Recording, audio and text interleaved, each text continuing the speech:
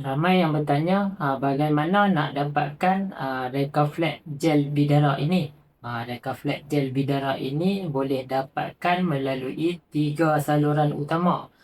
3 saluran utama Recaflex gel bidara ini. Saluran yang pertama adalah melalui HQ Recaflex sendiri.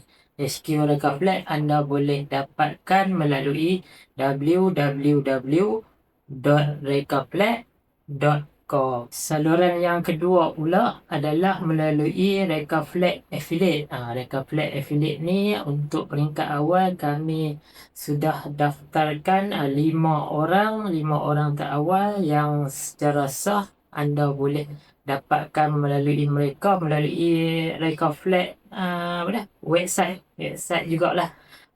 Recaflex Affiliate Directory. Nanti saya akan bagi link Recaflex Affiliate Directory lah. Boleh pilih 5 orang affiliate terawal yang kita lantik untuk menjadi usahawan membantu Recaflex untuk memasarkan produk Recaflex gel bidara ini. InsyaAllah anda boleh dapatkan melalui saluran yang kedua, melalui Recaflex Affiliate yang pertama. Saluran yang ketiga anda boleh dapatkan Recaflex gel bidara ini melalui kedai rakan niaga Recaflex.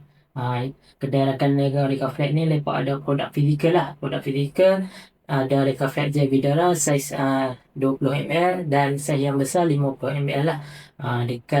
Kita sudah letak dekat kedai makan, contoh macam kawasan Citra, restoran Tok Keramat, contoh kawasan Alostar, Misha Multidol, Mi Farouk dan sebagainya. Selain daripada itu juga boleh didapati di ada setengah farmasi.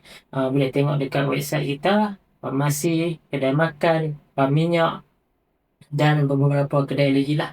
Anda boleh dapatkan secara terus melalui kedai rakan niaga Recaflex. Saya membina sistem ini adalah untuk memudahkan orang ramai untuk mendapatkan Recaflex gel bidara melalui saluran rasmi yang telah kita tetapkan, supaya dalam masa yang sama juga kita di Recaflex dapat melahirkan usahawan yang boleh membantu syarikat untuk berkembang dengan tujuan kami untuk membina ekosistem dalam Recaflex nantilah, insyaAllah. Dalam video seterusnya saya akan berkongsi cara penggunaan Recaflex gel bidara, bagaimana nak guna.